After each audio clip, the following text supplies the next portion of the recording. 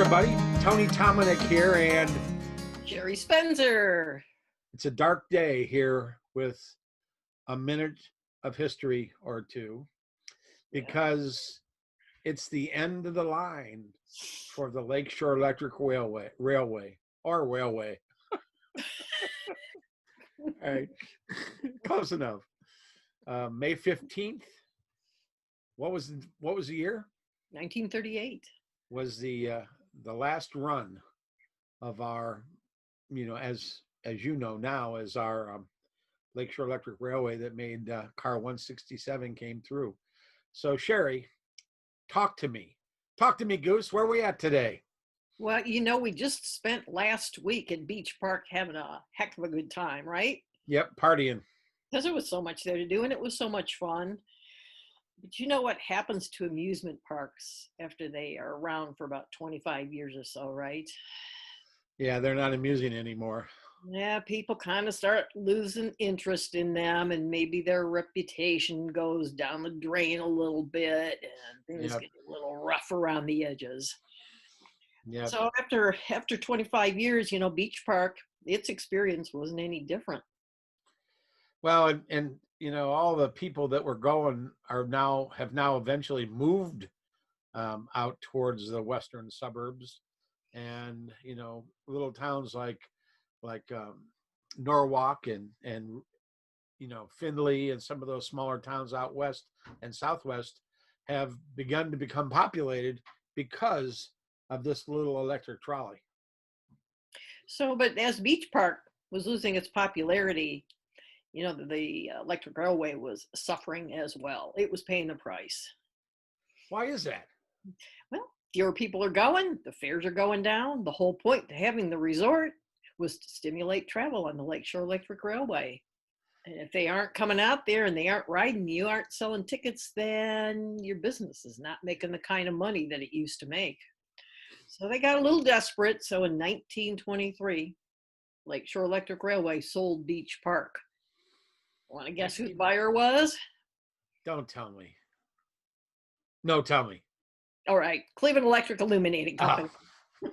I thought you were going to tell me more about Baus. I didn't, Baus the Louse. Nope. Yeah, CEI, Cleveland Electric Illuminating, 1926, correct? Yep, 1923. Oh, 23. They sold out. And according to newspaper reports, the sale price was a whopping $300,000. Man, that property now, how many millions do you think that's worth? I wouldn't even want to speculate. Wouldn't even want to. So, some of the things that were also contributing to the decline of the Lakeshore Electric Railway, aside from... They legalized booze. That might have something to do with it, but, that's for another day, right?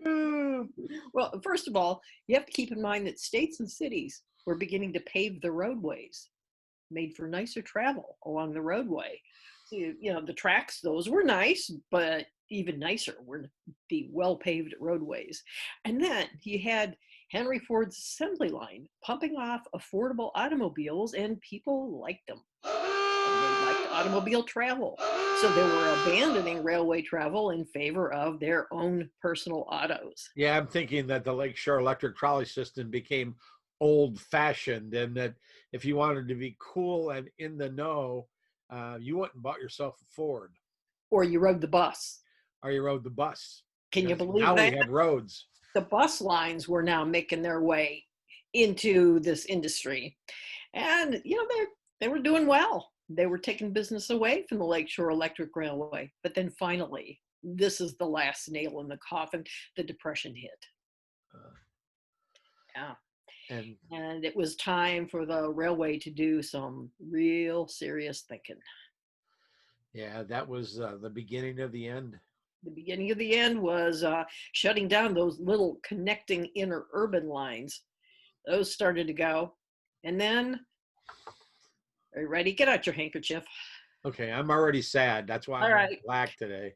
The Lakeshore Electric Railway went into bankruptcy on October 5th, 1932. You know, we're creeping up on an anniversary of their bankruptcy date. That's sad. 1933, it was a man named Fred Cohen who was appointed receiver and ran the railway for a while longer, trying to make some money, generate some funds, and pay off some of this I indebtedness. wonder if he was like a relation to George M. You know, oh, I'm a Yankee Doodle Dandy. I kind of don't think so. Oh. But anyway, finally, the Lakeshore Electric Railway had come to the end of the end, and it was time for the last ride. May 15th, 1938. Get out your handkerchief. I know it's people think it's stupid, but it was a sad day. I mean, these people that were making their livelihoods, their families, it would be like Ford Motor closing today. Right? No, very similar. That Right. was the place where you worked, and I'm sure there were people thinking, what am I going to do now? Where am I going to go? And people who were almost ripe to collect their pensions. Now what? Gone.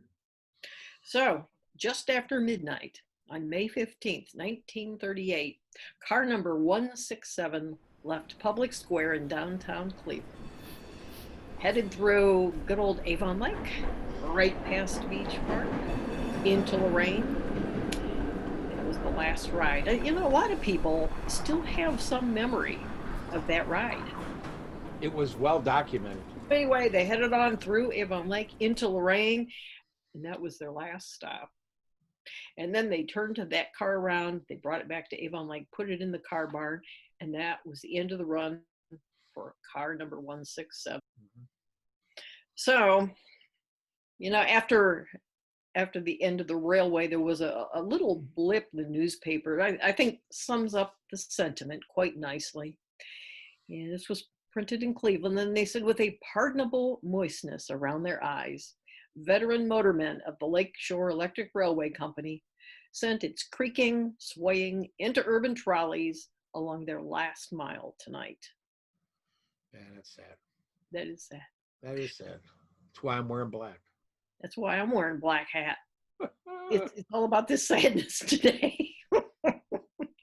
So, you know, well, some of the railway cars were repurposed, and rather cleverly. You know, not all of them were.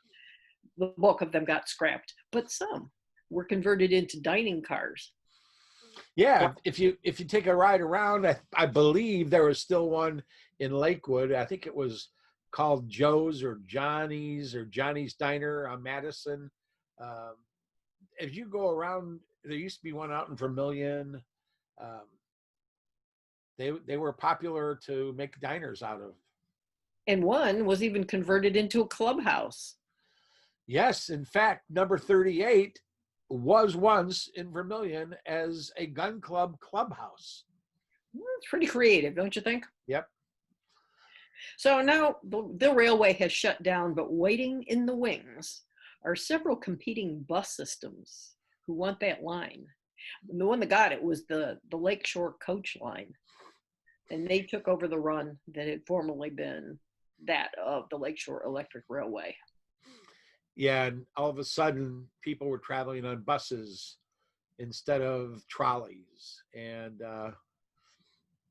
they were pretty luxurious, I would think, versus, you know, the rickety old swaying trolleys. So what was interesting, they used the same route, the same stops, the same stop numbers, but they moved it north. To the lake road. Lake, yeah, along Lake Road. And up came the tracks that, you know, were along Electric Boulevard. Yeah. But that's, you know, where we get the name Electric Boulevard, of course. And if you drive down Lake Road, you can look to the north on all the poles. And we had an Eagle Scout project go out, and they repainted those old stop numbers. So for those of you who don't know what those numbers are, we put them as close to Go find out. Yeah. I'm sure that people drive down the street wondering, what are these stop numbers? Well, they were transferred numbers from the old LSE. So waiting in the wings to compete with the Lakeshore Coach Line was the Greyhound bus line. And they weren't going to give up the fight easily. initially they didn't get in, they didn't get what they wanted, but they kept pressing and pressing, and finally they did get their day. In the meantime, here's how they were promoting their company. Listen to this ad. They called themselves the world's largest intercity bus system with a new and vastly higher standard of travel, the smoke-free, cinder-free luxury of the highway. Cinder-free does it for me. Yeah, cinder-free, it's all about that. Get those cinders out of there, and I'm a fan. Yeah, I always think about bus travel when I think about luxury ways to get from point A to point B. And cinders, and avoiding them. So speaking of restored, any idea what's going to happen to poor old car number 167, that last holdout? Well, yeah, I know exactly what happened to that last car. Well, tell us. It was well documented. In fact, there were a lot of articles written about the last run of the Lakeshore Electric Railway. And now that car sits behind the old Beach Park Station where it once lived. And it's in some state of repair. We're going to try and save it and restore it and put that car out by 38 eventually. It can join its cousin out front, huh? Yeah. It's and that car, 167, if you want to look at it today, you can just get in your car and drive around behind Stop 65 there where the old post office is. And you can see it still sitting there bundled up, waiting for some love from all the folks for the Historical Society and people who are looking forward to restoration of that car. And that car, by the way, was a passenger car, where car number 38 that's out there today was a baggage car. So it looked a lot like this one behind me, crossing Fay Avenue. Well, it's time for us to close the book on the Lakeshore Electric Railway's travels through Avon Lake. But as you drive around and you're in your cars on Saturday or Sunday evenings, you can take the old route and you can see remnants still of that railway, whether it's in Bay Village by Cahoon Park. The old bridge trestles are still there. You can go to Huntington and drive down that road, and there's the trestles that you'll go underneath. There's the old John the Bait shop. That building used to be part of it. So anyway, a lot more to be told. On a more cheerful note, Could there be? Do you want to talk about the music? I want to thank Andy Duchant and David G. Smith, who have given us permission to use their material, their music. Sunday Morning Drive is our new theme song. It's a wonderful piece of music. If you get a chance, go to Andy Duchant's website, buy your CDs. Andy is an Avon Lake native, actually my first cousin. So a little bit of cousin love here. But she does an amazing job. She's a talented woman, and I appreciate her kindness in letting us use this music. So for now, it's Tony Tominick and Jerry Spencer. See you next time.